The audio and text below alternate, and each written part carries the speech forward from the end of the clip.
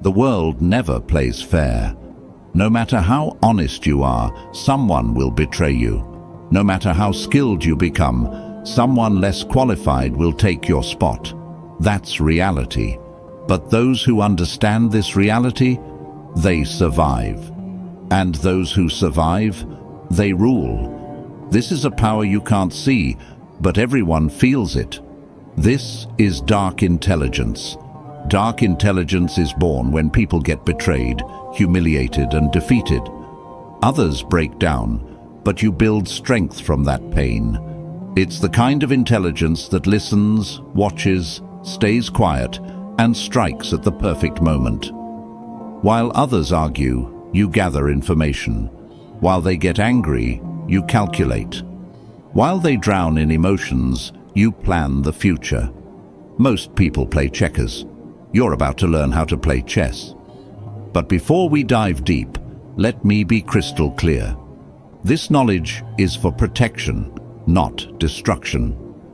Use it to defend yourself, not to hurt innocent people. The goal is to understand the game, not to become the villain. Today, you'll discover the 8 psychological traits that separate survivors from victims, leaders from followers, winners from losers. Now, I want you to drop this affirmation in the comments. I choose to be strategically intelligent, not emotionally reactive. Now let's unlock the secrets that powerful people don't want you to know. Number 1, calculated opacity. You're never completely clear about your intentions. You show only what's necessary. When people know half the story, they fill in the blanks with their imagination. And that imagination, it controls them.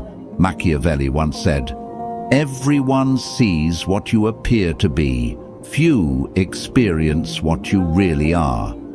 Think about the most intriguing people you know. They never tell you everything. They leave gaps in their stories. They answer questions with questions. They smile when you expect them to explain. This isn't about lying. This is about strategic communication. Here's what happens in most conversations. Someone asks you a question, and you feel obligated to give them a complete answer. You explain your motivations, your fears, your plans. You think you're being honest and building trust, but you're actually giving away your power. Smart people understand that mystery creates influence. When you don't reveal everything, people become curious. Curiosity leads to interest. Interest leads to respect, and respect leads to influence. Let's say someone asks about your weekend plans. Most people say, "Oh, I'm just staying home, maybe watching some movies." That's complete transparency, but it's also completely forgettable. Instead, you could say, "I have something important to take care of." Then, change the subject. Notice the difference? The first answer makes you predictable. The second answer makes you interesting. This doesn't mean being rude or secretive about everything. It means being selective about what you share and when you share it. The most successful people in any field master this principle.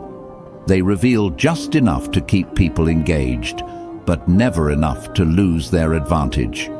Your information is your currency. Don't spend it all at once. When you practice calculated opacity, people start paying more attention to what you say because they know you don't say everything. Your words carry more weight because they're rare. Remember, the goal isn't to be mysterious for the sake of being mysterious.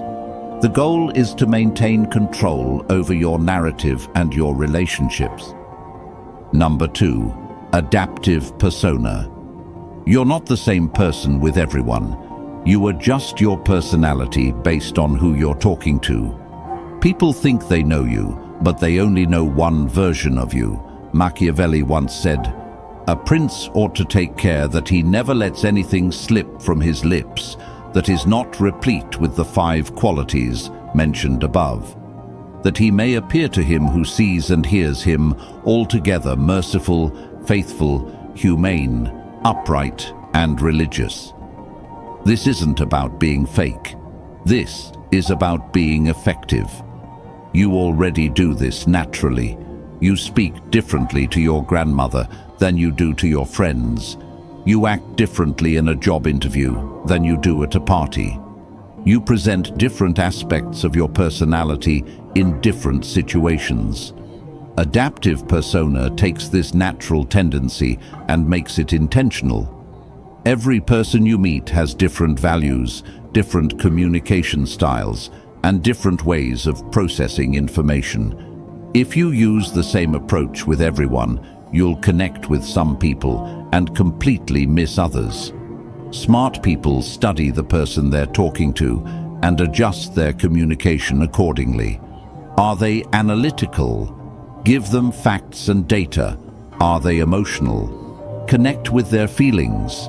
Are they practical? Show them how something works. Are they big picture thinkers? Paint the vision. This isn't manipulation. This is communication intelligence. Think about water. Water takes the shape of whatever container it's in, but it never loses its essential properties. It's still water whether it's in a cup, a bottle, or a lake. Your adaptive persona works the same way. You adjust your presentation to fit the situation, but you never lose your core values and principles.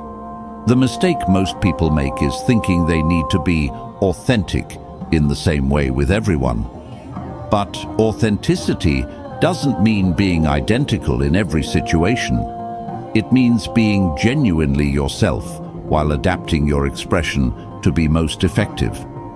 When you master adaptive persona, you become someone who can connect with anyone. People feel understood when they're with you because you're speaking their language. This skill becomes incredibly powerful in negotiations, leadership situations, and building relationships. You're not trying to force people to understand you. You're making it easy for them to connect with you. But here's the warning: never adapt so much that you lose yourself. Your values, your integrity, your core principles should never change. Only your presentation should adapt. The strongest people are like diamonds. They have many facets, but they're still one solid stone. Number 3, the principle of detachment. You're not a slave to any relationship, emotion, or opinion. What you're not afraid to lose can't control you. What can't bind you can't manipulate you either. Machiavelli once said, "Since love and fear can hardly exist together, if we must choose between them, it is far safer to be feared than loved." Detachment is probably the most misunderstood concept in dark intelligence. People think it means being cold or uncaring. It doesn't. It means being free. Most people are controlled by their attachments. They're afraid to lose their job, so they accept bad treatment. They're afraid to lose a relationship, so they compromise their values. They're afraid to lose approval, so they say what people want to hear instead of what needs to be said. Fear of loss makes you weak. Freedom from that fear makes you powerful. This doesn't mean you shouldn't care about anything. It means you shouldn't be desperate about anything. Imagine this. 2 people are negotiating a business deal. Person A really needs this deal to work out. They're counting on it. They've already made plans based on it happening. Person B would like the deal to work out, but they have other options. They're willing to walk away if the terms aren't right. Who do you think has more power in that negotiation? Person B, obviously, because they're not attached to the outcome. They can negotiate from strength. Detachment gives you clarity. When you're not emotionally invested in being right, you can see situations more clearly. When you're not desperate for approval, you can make better decisions. When you're not afraid of being alone, you can choose better relationships. The paradox is this: the less you need something, the more likely you are to get it. Think about confident people. They're not confident because everything always goes their way. They're confident because they know they'll be okay even if things don't go their way. That's the power of detachment. Now, this doesn't mean being careless or indifferent. You should still work hard for your goals and care about the people in your life. But you should never be so attached to any outcome that you lose your ability to think clearly and act strategically. Detachment also protects you from manipulation. When someone tries to threaten you with taking away something you're not afraid to lose, their threat has no power. The most dangerous person in any room is the one who has nothing to lose. But the most powerful person in any room is the one who has everything to gain and nothing to fear. Practice this gradually. Start with small things. Don't be so attached to winning every argument. Don't be so attached to being liked by everyone. Don't be so attached to your plans working out exactly as you imagined. As you develop this skill, you'll notice something interesting. People start treating you with more respect. They sense that you can't be easily controlled, and that commands respect. Remember, detachment isn't about not caring. It's about caring without being controlled by that care. Number 4, silent leverage. You don't apply pressure directly, you wait. When people make mistakes and become vulnerable, your silent presence becomes the heaviest influence in the room. Machiavelli once said, "Never was anything great achieved without danger." Most people think power is loud. They think it's about raising your voice, making demands, and forcing your will on others. That's amateur hour. Real power whispers. Silent leverage is the art of creating influence without saying a word. It's about positioning yourself so that your mere presence changes the dynamic of any situation. Here's how it works. Instead of telling people what to do, you create situations where they naturally want to do what benefits you. Instead of demanding respect, you make yourself indispensable. Instead of fighting for power, you make people give it to you willingly. Let's break this down with practical examples. In conversations, silent leverage means knowing when to pause. Most people are uncomfortable with silence, so they fill it with words. Often those words reveal more than they intended to share. When you're comfortable with silence, you control the rhythm of the conversation. Next time someone asks you a difficult question, don't answer immediately. Pause. Look at them thoughtfully. Let the silence stretch for a few seconds. Then give your answer. Watch how it changes the weight of your response. In negotiations, silent leverage means having alternatives that you don't need to mention. When the other person knows you have options, they negotiate differently. You don't have to threaten to walk away. Your willingness to walk away is enough. In relationships, silent leverage means being the person who adds value without asking for recognition. When you consistently make other people's lives better, they naturally want to keep you around. You don't have to demand loyalty, you earn it through your actions. In professional settings, silent leverage means becoming the person everyone comes to for solutions. You don't announce that you're the problem solver. You just solve problems consistently until everyone knows they can count on you. The key to silent leverage is patience. You're not looking for immediate results. You're building long-term influence. Most people want instant gratification. They want to see immediate results from their efforts. But silent leverage works differently. You plant seeds and wait for them to grow. You make investments and wait for them to pay dividends. This requires a different mindset. You have to be comfortable with delayed gratification. You have to trust that your consistent actions will eventually create the influence you're seeking. What happens when you master silent leverage? People start coming to you for advice without you offering it. They start seeking your approval without you demanding it. They start following your lead without you asking them to. You become the quiet force that shapes outcomes without anyone realizing it's happening. But there's an important ethical consideration here. Silent leverage should never be used to manipulate people into doing things that harm them.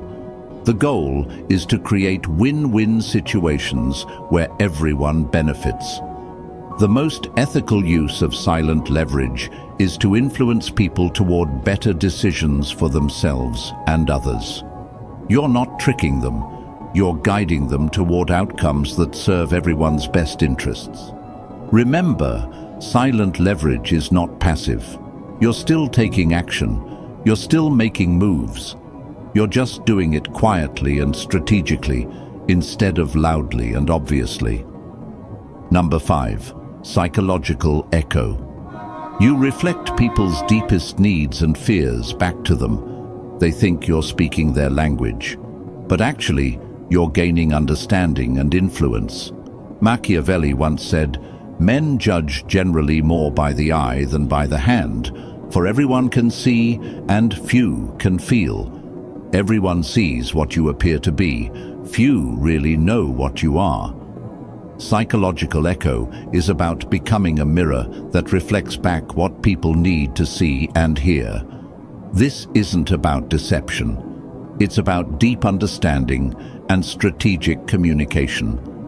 People don't buy products, services, or ideas. They buy solutions to their problems and fulfillment of their desires. When you can identify and reflect back their real needs, you become incredibly valuable to them.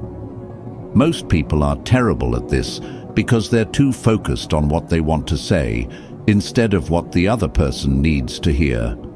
Let me explain how psychological echo works in practice. First, you have to become a student of human nature. You need to understand that everyone you meet is carrying invisible burdens, secret desires, and unspoken fears. Your job is to listen for clues about what those might be. When someone talks about their work, they're not just sharing information. They're revealing how they see themselves, what they value, and what they're worried about. When someone talks about their relationships, they're showing you their emotional patterns and their deepest needs. Most people listen to respond. You need to listen to understand. Here's a practical framework. Every person you meet is asking 3 silent questions. Do you see me?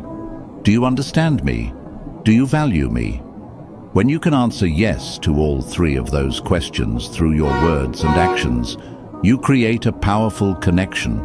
The psychological echo technique involves reflecting back not just what people say, but what they mean.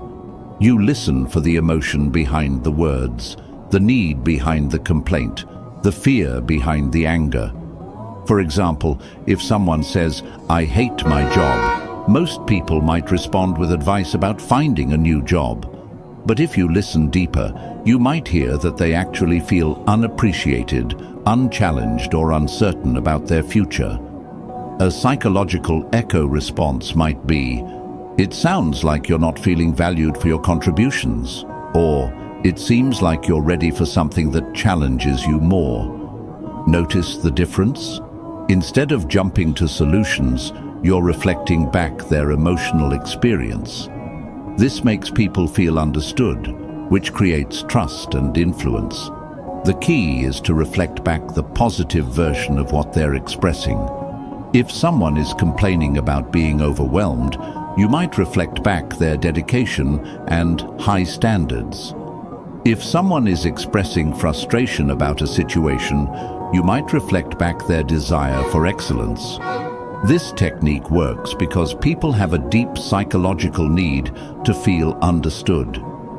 When you demonstrate that you truly see them, they automatically trust you more and value your opinions more highly. But here's where it gets really powerful. Once you understand someone's core needs and fears, you can position your ideas, suggestions, and requests in terms that naturally appeal to them. If someone values security, you present your ideas in terms of safety and stability. If someone values recognition, You present your ideas in terms of achievement and acknowledgement. If someone values freedom, you present your ideas in terms of independence and choice. You're not changing your message. You're changing how you present your message to match their psychological profile. This is incredibly powerful in leadership, sales, parenting, and relationships. When people feel like you understand them at a deep level, they naturally want to work with you, follow you, and support you.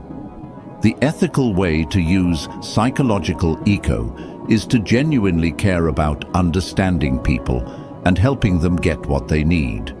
When you use this technique to serve others' best interests, it becomes a tool for building stronger, more meaningful relationships.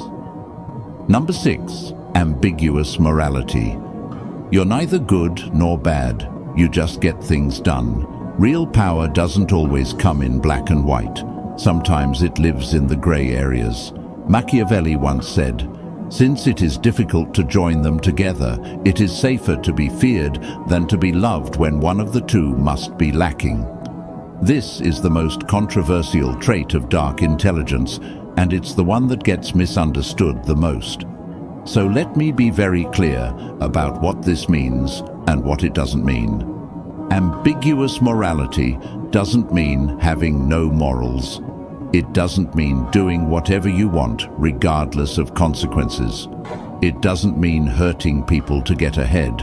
What it means is understanding that the real world is complicated. Sometimes doing the right thing in the short term leads to worse outcomes in the long term. Sometimes being nice enables bad behavior. Sometimes protecting people requires making decisions that aren't pretty. Here's the reality. Pure moral clarity is a luxury that most people can't afford when they're dealing with complex situations involving real consequences. Let me give you some examples to illustrate this concept. Imagine you're in a leadership position and you discover that a team member has been consistently lying to clients and damaging relationships. The nice thing to do might be to give them another chance, provide more training, and hope they improve. But what about the other team members who are working honestly? What about the clients who are being deceived? What about the long-term health of the organization? Someone with ambiguous morality might decide that protecting the many is more important than being nice to the one. They might make the difficult decision to remove that person from the team, even though it feels harsh. This isn't cruelty. This is pragmatic ethics. For example, someone asks you for advice about a relationship that you can see is toxic and destructive. The kind thing to do might be to be supportive and avoid saying anything negative. But someone with ambiguous morality might decide that true kindness requires telling the difficult truth, even if it temporarily hurts the person's feelings. The key principle here is focusing on outcomes rather than appearances. Sometimes the action that looks good on the surface creates bad results. Sometimes the action that looks harsh on the surface creates better results for everyone involved. This requires a different kind of moral thinking. Instead of asking, "What action makes me look like a good person?" you ask, "What action leads to the best outcomes for the most people?" It also requires taking responsibility for the consequences of your decisions, even when those decisions are difficult or unpopular. But here's the crucial distinction. Ambiguous morality is not the same as selfishness. You're not doing whatever benefits you at others' expense. You're making pragmatic decisions that serve the greater good, even when those decisions are personally difficult. This trait also involves understanding that different situations require different responses. The same action that's wrong in one context might be necessary in another context. For example, being completely honest might be the right approach in a close personal relationship, but it might be counterproductive in certain professional negotiations where strategic disclosure is more effective. Someone with ambiguous morality understands these nuances and adapts their approach accordingly. The danger of this trait is that it can be used to justify selfish or harmful behavior. That's why it's crucial to maintain clear ethical guidelines about what you will and won't do, even in complex situations. My recommendation is to establish clear boundaries for yourself. What are your non-negotiable values? What lines will you never cross? What outcomes are you willing to accept responsibility for? Within those boundaries, give yourself permission to be pragmatic and strategic, even when it means making decisions that others might not understand or approve of. Remember, the goal is not to be liked by everyone. The goal is to be effective and ethical in a complex world where simple answers don't always work. Number 7, controlled exposure. You don't reveal everything about yourself. The less people know, the more they assume, and assumptions lead to mistakes that make your strategy easier. Machiavelli once said, "Men are so simple of mind and so much dominated by their immediate needs that a deceitful person will always find plenty who are ready to be deceived." In a world where people share every detail of their lives on social media, controlled exposure might seem outdated, but it's actually more powerful than ever. When everyone is oversharing, the person who shares strategically stands out. When everyone is broadcasting their thoughts and feelings, the person who keeps some mystery becomes intriguing. Controlled exposure is about being intentional with your personal information. It's about understanding that not everyone needs to know everything about you, and that selective sharing can actually strengthen your relationships and increase your influence. Let's start with the psychology behind this. Humans are naturally curious creatures. When we encounter something incomplete or mysterious, our brains automatically try to fill in the gaps. This is called the curiosity gap, and it's one of the most powerful psychological forces in human behavior. When you practice controlled exposure, you create curiosity gaps that make people more interested in you and more attentive to what you do share. Think about the most captivating people you know. They probably don't tell you everything. They share enough to keep you engaged, but they leave you wanting to know more. This isn't accidental. It's strategic. Now, let's talk about practical applications. In professional settings, controlled exposure means being selective about which ideas you share and when you share them. It means not revealing all your capabilities at once. It means keeping some of your knowledge in reserve so you can provide value when it's most needed. For example, instead of showing all your skills in the first week of a new job, you might reveal them gradually over time. This creates the impression that you're continuously growing and improving, rather than someone who peaked early.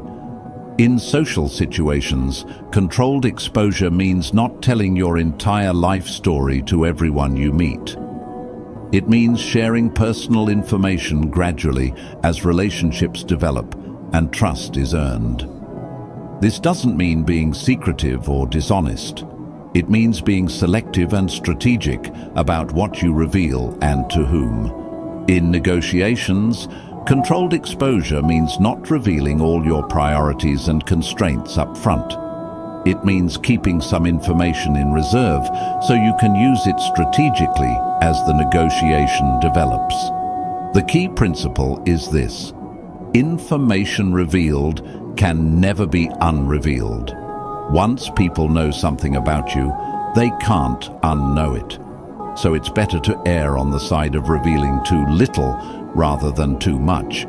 But controlled exposure goes beyond just withholding information. It's also about timing. The same piece of information can have completely different impacts depending on when it's revealed. For example, revealing a particular skill or achievement early in a relationship might seem like bragging, but revealing the same information later when it's relevant to solving a problem makes you seem humble and helpful. Controlled exposure also involves understanding your audience. Different people need to know different things about you. Your level of disclosure should match the relationship and the situation. Your closest friends and family members should know more about you than your casual acquaintances. Your business partners should know different things about you than your competitors. Your employees should know different things about you than your peers. This isn't about being fake or manipulative. It's about being appropriate and strategic with your personal information. Here's another important aspect. Controlled exposure includes managing your digital footprint. Everything you post online, every comment you make, every photo you share becomes part of your permanent record. People will form opinions about you based on this information, often without ever meeting you. Smart people are intentional about their online presence. They understand that their digital persona is part of their overall strategy for how they want to be perceived and remembered. The goal of controlled exposure is not to be mysterious for the sake of being mysterious. The goal is to maintain control over your narrative and your relationships. When you reveal information strategically, you can guide how people perceive you. You can emphasize the aspects of your personality and experience that are most relevant to your current goals. You can avoid being pigeonholed or stereotyped based on incomplete information. But here's the balance you need to maintain. You want to share enough to build genuine connections with people, but not so much that you lose your strategic advantage. The most successful people understand this balance. They're open and genuine in their relationships, but they're also strategic about how much they reveal and when they reveal it. Number 8, outcome obsession. You're not here to win arguments or prove points. You're here to get results. People who focus only on outcomes never waste time on unnecessary games. Machiavelli once said, "The promise given was a necessity of the past. The word broken is a necessity of the present." This is the trait that separates amateurs from professionals, dreamers from achievers, and talkers from doers. Most people get distracted by things that don't matter. They want to be right more than they want to be effective. They want to look good more than they want to get results. They want to feel good about their process more than they want to achieve their goals. Outcome obsession cuts through all of that noise. When you're outcome obsessed, you ask different questions. Instead of, "How can I prove I'm right?" you ask, "What result am I trying to achieve?" Instead of, "How can I look good in this situation?" you ask, "What actions will lead to the outcome I want?" This shift in thinking changes everything. Let's start with arguments and disagreements. Most people approach arguments like they're trying to win a debate. They focus on proving their point, catching the other person in contradictions, and demonstrating their superior knowledge or logic. But outcome-obsessed people approach disagreements differently. They ask, "What do I actually want to achieve from this conversation?" Maybe they want to change the other person's behavior. Maybe they want to reach a compromise. Maybe they want to gather information about the other person's perspective. Once they're clear on their desired outcome, they choose their approach accordingly. Sometimes that means winning the argument, but often it means something completely different. For example, if your goal is to change someone's behavior, proving them wrong might actually backfire. People don't like being wrong, and they often become more stubborn when they feel attacked. A better approach might be to help them reach the right conclusion on their own. If your goal is to maintain a good relationship while addressing a problem, being right might be less important than finding a solution that everyone can accept. This applies to every area of life. In professional settings, outcome obsession means focusing on what actually moves the business forward rather than what makes you look smart or important. It means choosing projects based on their impact rather than their visibility. It means making decisions based on data and results rather than politics and preferences. In personal relationships, outcome obsession means focusing on the health and happiness of the relationship rather than who's right or wrong in any particular disagreement. It means choosing your battles based on what actually matters rather than reacting to every minor irritation. In personal development, outcome obsession means measuring your progress by actual results rather than effort or intentions. It means being honest about what's working and what isn't, even when that's uncomfortable. Here's where outcome obsession gets really powerful. It helps you avoid the trap of looking busy without being productive. Many people confuse activity with achievement. They think that working hard automatically leads to good results. But outcome-obsessed people understand that you can work very hard on the wrong things and get nowhere. They're constantly asking, is this activity actually moving me toward my goal? Or am I just staying busy to avoid the more difficult but more important work? This leads to what I call strategic laziness. Outcome-obsessed people often appear to do less than others because they're selective about where they put their energy. They focus on the 20% of activities that produce 80% of the results. They're not trying to be the hardest worker. They're trying to be the most effective worker.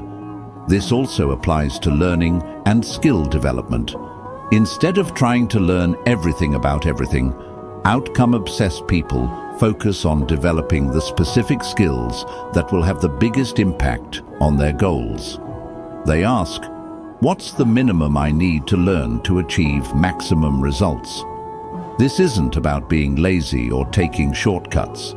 It's about being strategic and efficient. Now, here's an important warning about outcome obsession. It can become destructive if you lose sight of your values and relationships in pursuit of results. The healthiest approach is to be outcome-obsessed within ethical boundaries. Your desired outcomes should include maintaining your integrity, treating people well, and contributing positively to the world around you. When these values are built into your definition of success, outcome obsession becomes a powerful force for good. Another key aspect of outcome obsession is the willingness to change course when something isn't working.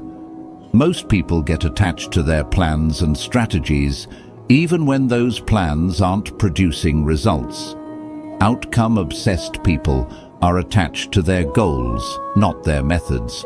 If one approach isn't working, they try a different approach. If one strategy isn't effective, they develop a new strategy.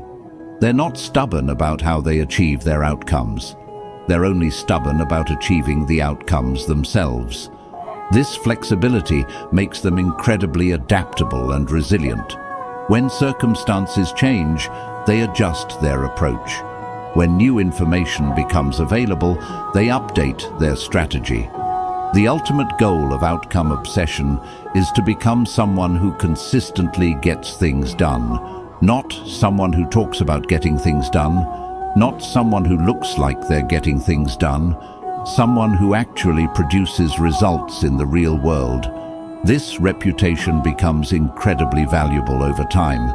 When people know you as someone who delivers on your commitments and achieves your goals, they start bringing you better opportunities, better partnerships, and better problems to solve. You've just learned the 8 traits of dark intelligence. But knowledge without application is worthless. Pick one trait that resonated with you the most. For the next 7 days, practice that trait in your daily interactions. Don't try to master all 8 at once. Focus on one. Notice how people respond to you differently. Notice how you feel when you approach situations with strategic intelligence instead of emotional reactivity. But remember what we talked about at the beginning. This power comes with responsibility. Use these insights to protect yourself, not to harm others. Use them to create better outcomes for everyone, not just for yourself. The world needs more strategically intelligent people who use their knowledge ethically. People who can see through manipulation and protect themselves and others from it. People who can navigate complex situations and find solutions that serve the greater good. That's the true purpose of dark intelligence. Not to become a manipulator, but to become someone who can't be manipulated. Not to gain power over others, but to gain power over yourself and your circumstances. The most dangerous person in any room is the one with nothing to lose, but the most valuable person in any room is the one who understands human psychology and uses that understanding to make everyone's life better. Which kind of person do you choose to be? If this video changed how you think about intelligence and power, hit that like button. If you want more content about psychology, strategy, and human behavior, subscribe and ring the notification bell. Drop a comment and let me know. Which of these 8 traits do you see in the most successful people around you? And which one are you going to practice first? Until next time, remember, true intelligence isn't just about being smart. It's about being wise enough to use your intelligence in service of something greater than yourself. Stay strategic, stay ethical, and stay powerful.